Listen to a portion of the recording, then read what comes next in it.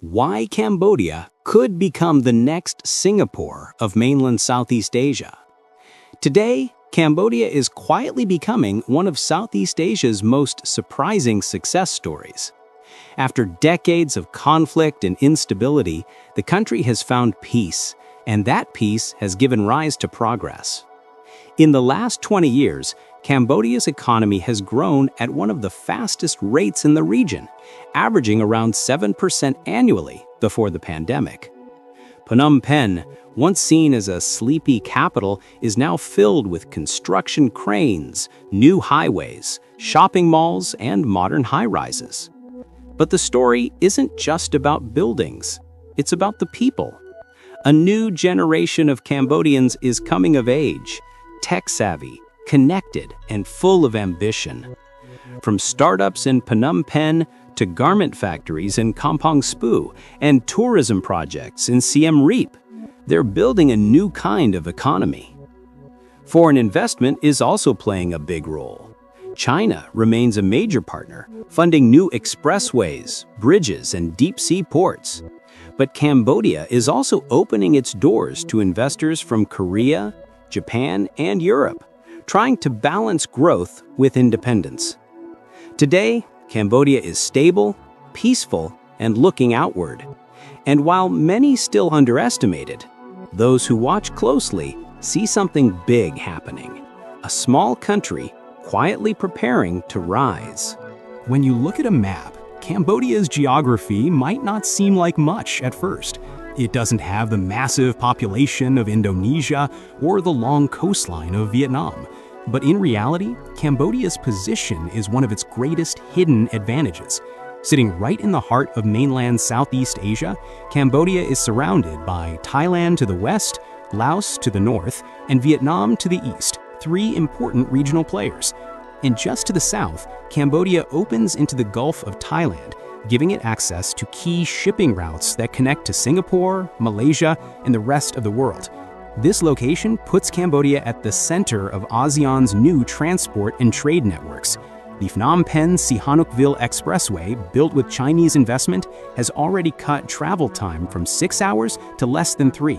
Soon, the Techo-Funan Canal project aims to link Phnom Penh directly to the sea, a massive move that could turn the capital into a regional logistics hub.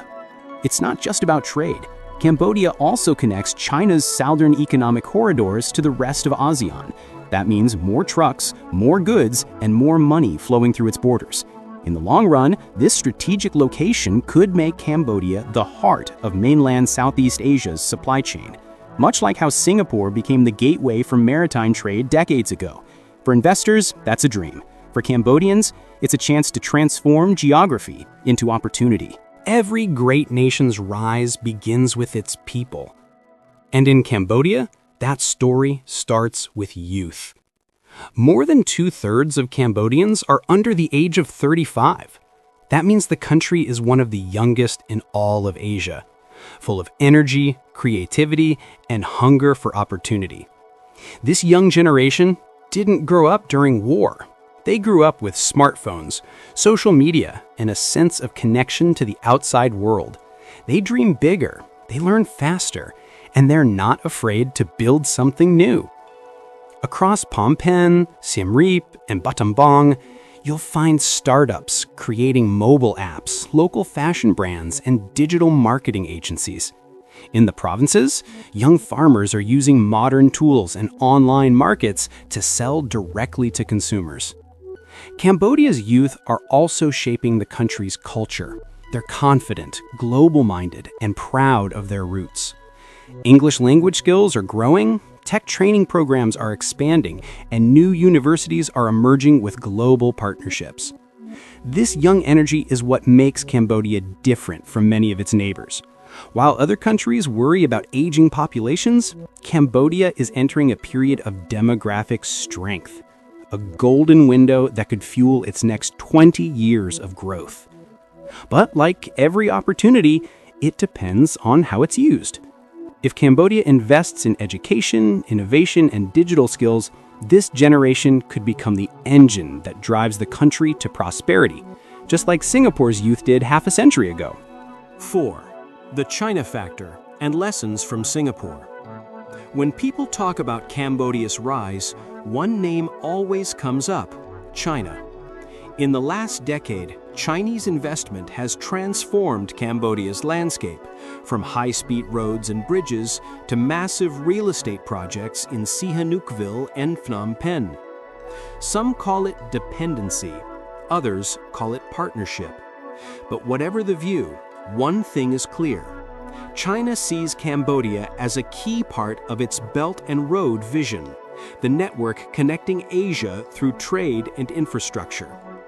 Yet Cambodia's path could be more than just following China's lead. There's a lesson waiting from a small island city, Singapore. In the 1960s, Singapore had no resources, no big land, and few allies. But what it had was strategy. It turned its location into value, its people into strength, and foreign investment into opportunity. Singapore built relationships with both East and West, balancing power while staying independent. That's the lesson Cambodia can learn. Use investment wisely, keep politics stable, and develop human capital. If Cambodia becomes a bridge between China and ASEAN instead of choosing sides, it could gain respect, influence, and long-term stability. Already, Cambodia is expanding ties with Japan, South Korea, and even Middle Eastern countries. It's a quiet shift, one that could help balance China's presence and attract more diverse investors.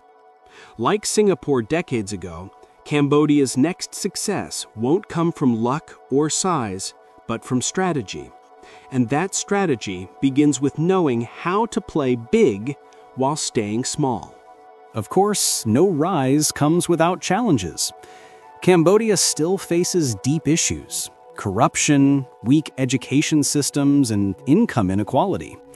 To truly reach its potential, the country must focus on good governance, transparency, and investing in people, not just infrastructure. But the foundation is there. Peace, stability, and a young, determined population give Cambodia something powerful: hope. With smart leadership, the right investments, and a clear vision, Cambodia can follow its own path, not just repeat others. Like Singapore once did, Cambodia has a chance to prove that size doesn't define success. Strategy does. And maybe, just maybe, in the next decade, the world will look at Phnom Penh the same way it once looked at Singapore, as a small nation with a big future.